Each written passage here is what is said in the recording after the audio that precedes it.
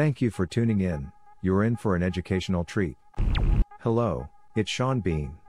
A legend on legends. AMA. Are you going to die at the end of this AMA? No. Well, that's a change, innit? I'm glad you'll be okay. Why did you not teach Jon Snow anything?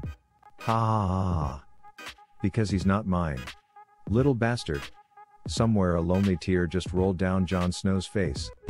1. Would you rather apologize to Frodo or actually have that conversation with Jon Snow? 2. Do you plan to work your way into the new Star Wars trilogy so that you can die in the first installment? Somebody spared no expense and found the leprechaun in the tree, so thank you. Also, let the record show that Mr. Bean is the first member of the Fellowship to respond to my humble inquiries.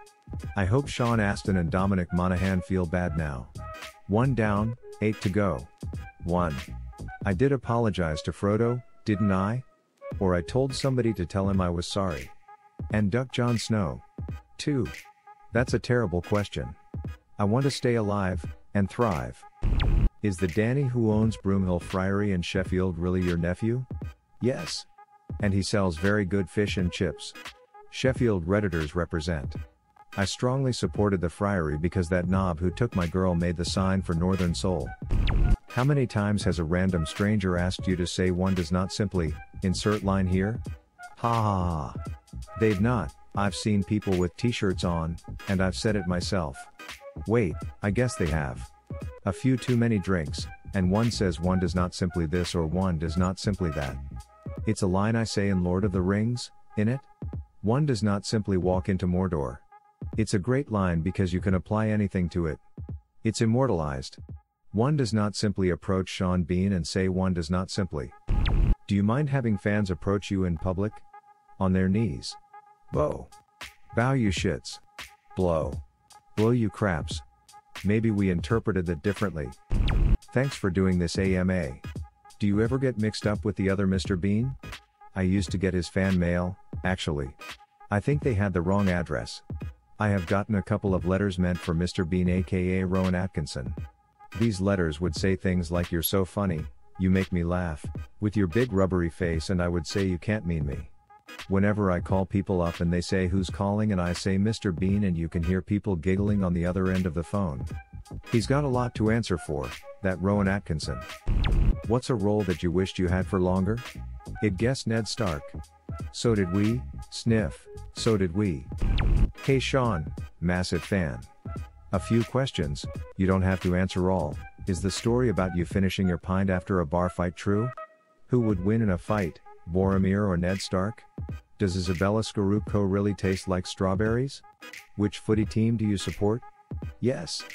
Boromir. I kissed her, but I think I was her enemy? Sheffield United FC. Do you have anecdotes about your time filming National Treasure?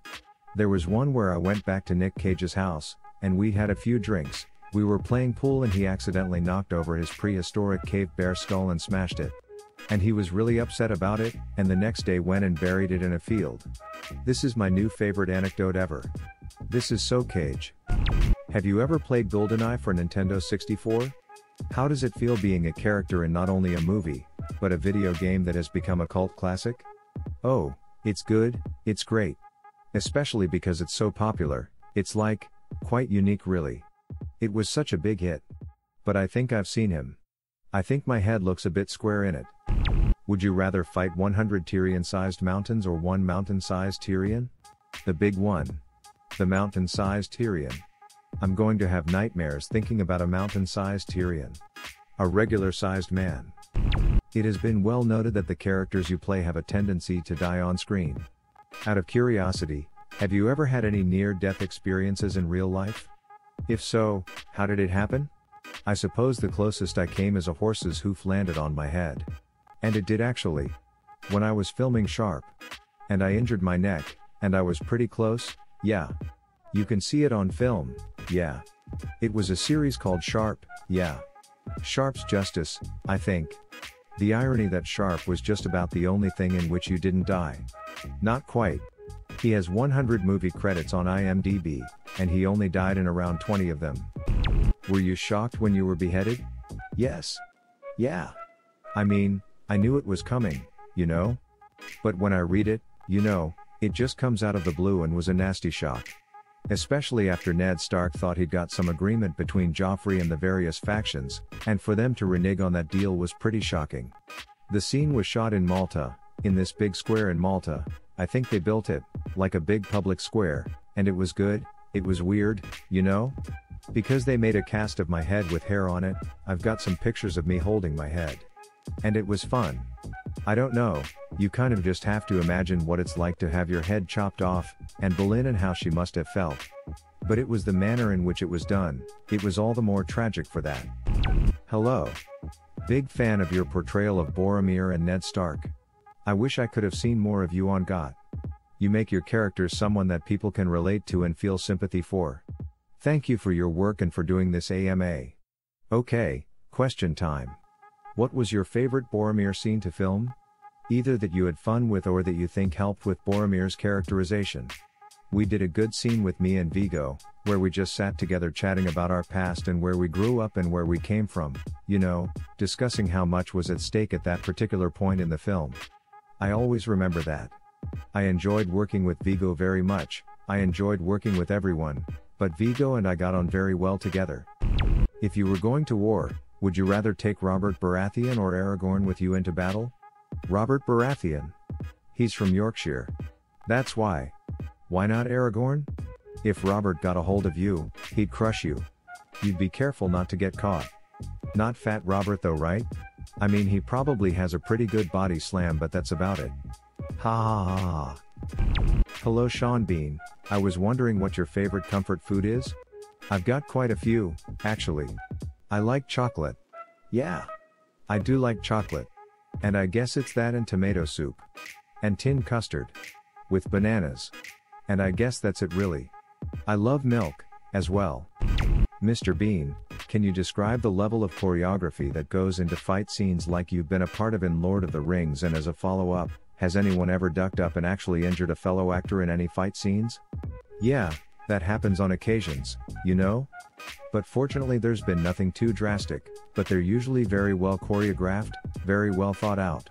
And there are stunt guys, a great bunch of people, very talented bunch, and they know exactly what they're doing. And I feel very safe with them in their company. But yeah, it's good fun, that. Someone stabbed someone in sharp, and it went through his body. That was on film as well. It was one of the early sharps, eagle or rifle, maybe, in Russia and the Crimea, and the sword actually went like that. Gestures to midsection.